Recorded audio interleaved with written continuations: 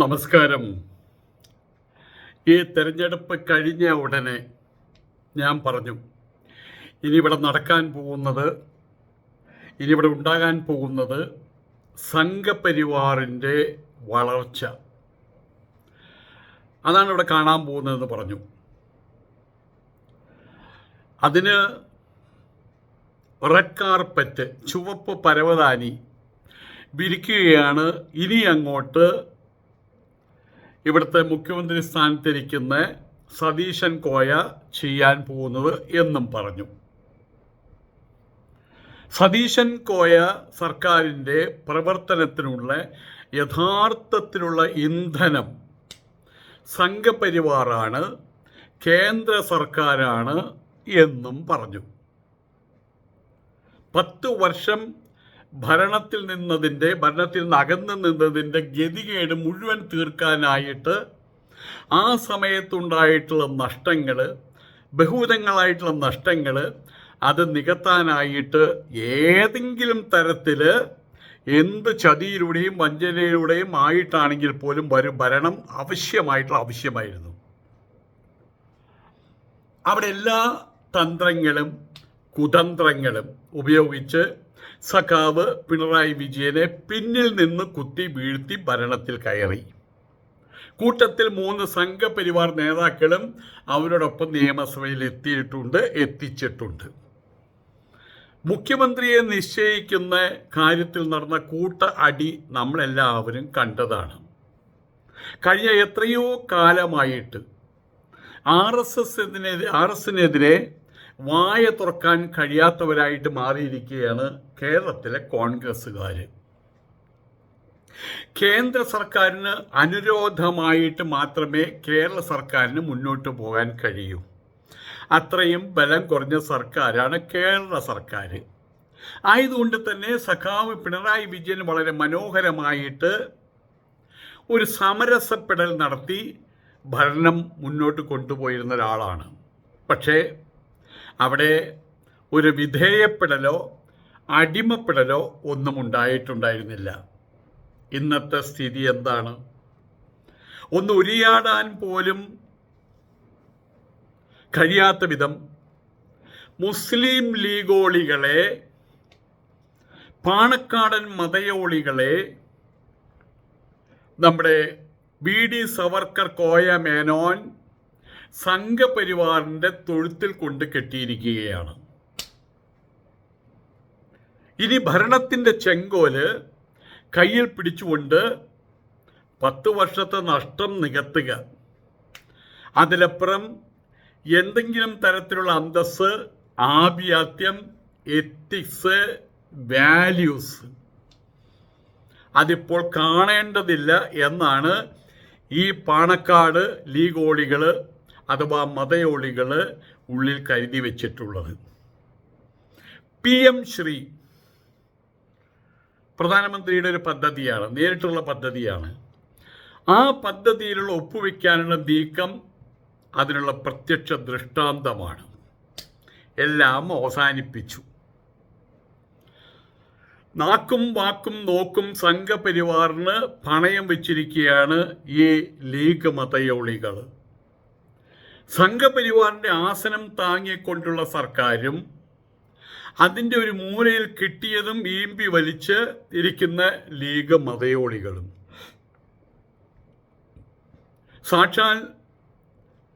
സാക്ഷാൽ VD സവർക്കറുടെയും സംഘപരിവാരത്തിൻ്റെയും വീടിൻ്റെ മുൻപിൽ കാവൽ പട്ടികളായിട്ട് ഒന്ന് മോങ്ങാൻ പോലും അവകാശമില്ലാതെ ഇനിയുള്ള 5 വർഷം അഥവാ ഈ സർക്കാർ ഇങ്ങനെ എത്ര കാലം നിൽക്കുന്നുവോ അത്ര കാലം കഴിയേണ്ട ഗതികേടിലാണ് ഇപ്പോൾ ഈ ലീഗ് മുസ്ലിങ്ങളുള്ളത്, അഥവാ ലീഗ് അടിമകളുള്ളത്.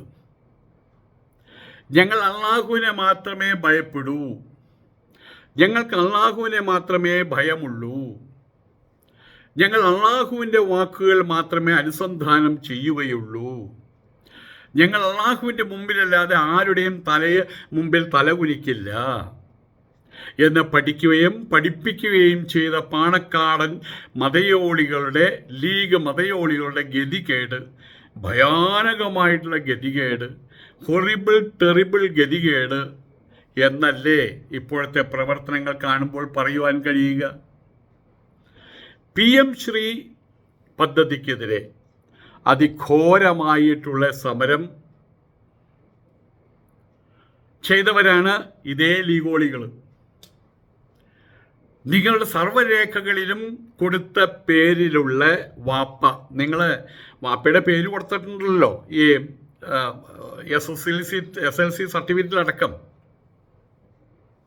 ആ വാപ്പ തന്നെയാണ് യഥാർത്ഥത്തിലുള്ള വാപ്പ എങ്കിൽ നിങ്ങൾ ഈ PM ശ്രീയെക്കുറിച്ച് ചിന്തിക്കുക പോലും പാടില്ല.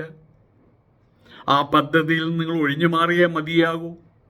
അതിൻ്റെ പേരിൽ ഭരണം പോയാൽ പോട്ടടാ പുല്ല എന്ന് പറയാനുള്ള ശേഷി യഥാർത്ഥത്തിൽ നിങ്ങൾ ഇസ്ലാമാണെങ്കിൽ, അല്ലെങ്കിൽ നിങ്ങൾ പുസ്തകത്തിൽ എഴുതി വെച്ച വാപ്പ തന്നെയാണ് നിങ്ങളുടെ വാപ്പയെങ്കിൽ നിങ്ങളത് ചെയ്തേ മതിയാകൂ.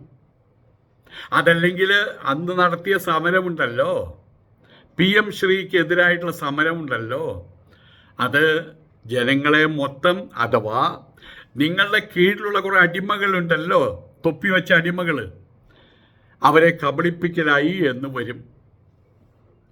പാണക്കാടനും ലീഗ് മതയോളികളും കോൺഗ്രസ്സുകാരും ചേർന്ന് അല്പസ്വല്പം ഭരണത്തിൻ്റെ രുചി അനുഭവിച്ചുകൊണ്ട് സംഘപരിവാറിന് കേരളത്തിലേക്കുള്ള മാർഗവും വഴിയും ഒരുക്കുകയാണ് ചെയ്യാൻ പോകുന്നത് എന്ന് ഞാൻ മുന്നേ പറഞ്ഞപ്പോൾ അത് വേണ്ട വിധം തലയിലേക്ക് കയറാത്ത ആളുകൾ, ഈ ലീഗ് അടിമകൾ എന്നെ കൊത്തിവലിക്കാനാണ് ശ്രമിച്ചത്. പാണക്കാടൻ അടിമകൾ ഇപ്പോഴും അവരത് തന്നെയാണ് ശ്രമിച്ചുകൊണ്ടിരിക്കുന്നത്. ഒറ്റ വാപ്പയ്ക്ക് പിറന്നവർക്ക് ഒറ്റ മുഖമേ കാണൂ. ഇവിടെ പാണക്കാട് മതയോളികൾക്ക്, ലീഗോളികൾക്ക് പലതരം മുഖങ്ങളാണ് കണ്ടുവരുന്നത്. അതിൻ്റെ അർത്ഥം എന്താണ്? PM ശ്രീയിൽ ഒപ്പുവെക്കാൻ പോവുകയാണ് UDF അഥവാ UDF അഥവാ ലീഗുകാരടക്കമുള്ള UDF. അധികാരം നിലനിർത്താൻ വേണ്ടിയിട്ട് സംഘപരിവാറിൻ്റെയും BJP സർക്കാരിൻ്റെയും മുമ്പിൽ മുട്ടിലിഴയുകയല്ലേ ഇപ്പോൾ UDFൻ്റെ ഭാഗമായിരിക്കുന്ന മുസ്ലിം ലീഗുകാർ. PM ശ്രീയിൽ ഒപ്പുവെച്ചാൽ ഞങ്ങൾ പിന്നെ UDFൽ ഉണ്ടാകില്ലെന്ന് പറയാനൊക്കെ കഴിയുമെന്ന് തോന്നുന്നുണ്ടോ? കാരണം 22 ഉള്ളൂ.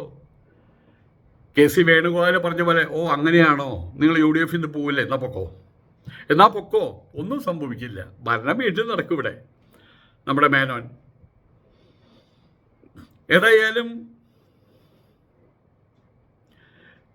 സ്വന്തം കാര്യം നേടിയെടുക്കാൻ വേണ്ടിയിട്ട്, അധികാരം നിലനിർത്താൻ വേണ്ടിയിട്ട് മതമാണ് ഏറ്റവും വലിയ കാര്യമെന്ന് പറഞ്ഞവർ, മന്ത്രി ഷാജി അടക്കമുള്ളവർ ഇപ്പോൾ അള്ളാഹുവിനേക്ക് തൊപ്പി ഉപേക്ഷിച്ച് കേരള സർക്കാരിൻ്റെയും സംഘപരിവാറിൻ്റെയും മുമ്പിൽ കുനിഞ്ഞു നിന്ന് ഇളിച്ചുകൊണ്ട് ചെരുപ്പ് നക്കുകയാണ് ചെയ്യുന്നത്.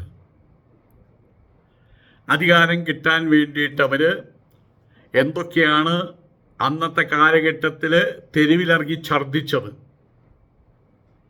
അതൊക്കെ ഓടിപ്പോയിട്ട് വാരി എടുത്ത് ഇപ്പോൾ അവർ തന്നെ വിഴുങ്ങിക്കൊണ്ടിരിക്കുകയാണ് ഈ പാണക്കാടൻ മൂരികൾ. ഇനി ഭരണം നിലനിൽക്കുന്നിടത്തോളം കാലം ഈ വാരി വിഴുങ്ങൽ തുടരുകയും ചെരുപ്പ് നക്കൽ തുടരുകയും ചെയ്യും. ഇവിടെ ഞാനിപ്പോൾ കേൾക്കുന്നുണ്ട്, കാണുന്നുണ്ട് പാണക്കാടൻ മൂരികളുടെ അടിമകളുടെ വിലാപങ്ങൾ. അവർ പാവങ്ങളാണ്. ആ പാവങ്ങൾ അവരെല്ലാത്തിനെയും ന്യായീകരിച്ച് അവർ കുഴഞ്ഞു, തൊപ്പിയിട്ടു.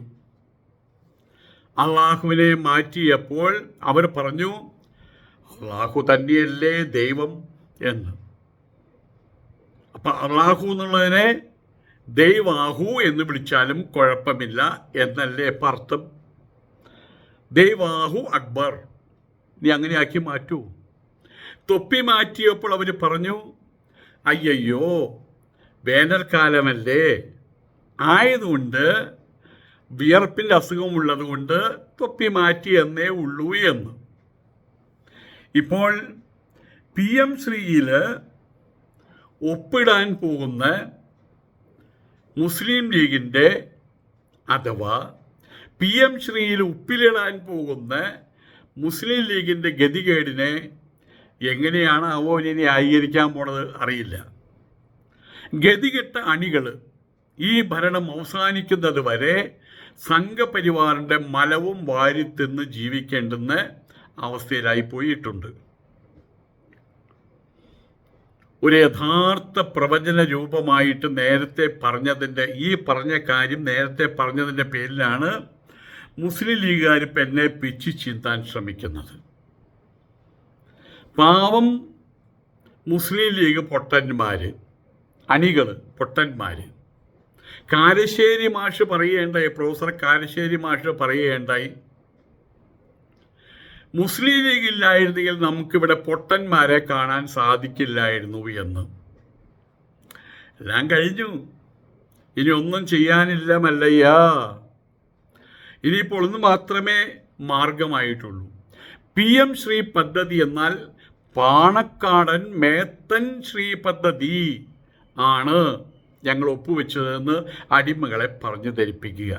PM പാണക്കാടൻ മേത്തൻ ശ്രീ, പാണക്കാടൻ മേത്തൻ ശ്രീ, PM ശ്രീ, അതിലാ നമ്മൾ അതിലാ ഒപ്പുവെച്ചതെന്ന് അണികളോട് പറഞ്ഞാൽ മതി.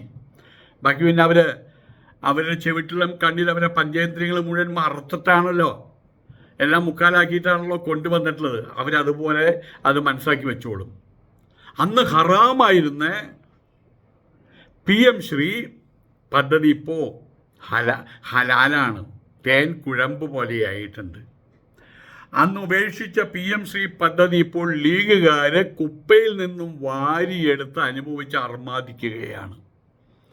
PM ശ്രീ പദ്ധതിയുടെ കാര്യത്തിൽ ഇപ്പോൾ മുസ്ലിം ലീഗ് UDF പ്രവർത്തനങ്ങൾ ശരിയായിട്ടുള്ള മാർഗത്തിലാണെന്ന് പറഞ്ഞ് പിന്നീക്കൊരു കുത്തും കുത്തിയിട്ട് ABVP രംഗത്ത് വന്നിട്ടുണ്ട്. BJPയുടെ യൂത്ത് വിഭാഗം രംഗത്ത് വന്നിട്ടുണ്ട്. അവർ വിദ്യാഭ്യാസ വകുപ്പിനും മന്ത്രി ഷംസുദ്ദീനും പാണക്കാടൻ മതയോളികൾക്കും അഭിനന്ദനം രേഖപ്പെടുത്തിയിരിക്കുകയാണ്. UDF അധികാരത്തിലെത്തിയാൽ PM ശ്രീ നടപ്പാക്കില്ല. ഫണ്ട് BJPയുടെ ഔദാര്യമല്ല, അത് ഞങ്ങളുടെ ജനങ്ങളുടെ ഫണ്ടാണ് എന്ന് പറഞ്ഞ് നമ്മുടെ ഐസ്ക്രീം കുട്ടിയുണ്ടല്ലോ, ഇനി പുറത്തിറങ്ങണമെങ്കിൽ ഹിജാബ് ധരിച്ച്, പർദ്ദ ധരിച്ച്, തൊപ്പി വെച്ച്, വലിയൊരു കൂളിംഗ് ഗ്ലാസ്സൊക്കെ വെച്ച് അങ്ങനെ പുറത്തിറങ്ങേണ്ടുന്ന ഗതികേടിലാണ് ഇപ്പോൾ. ഐസ്ക്രീം കുട്ടി മാത്രമല്ല, പാണക്കാട്ട് തമ്പുരാന്മാർ മാത്രമല്ല, അവരടിമകളും എല്ലാവരും നാണം കെട്ട വർഗം.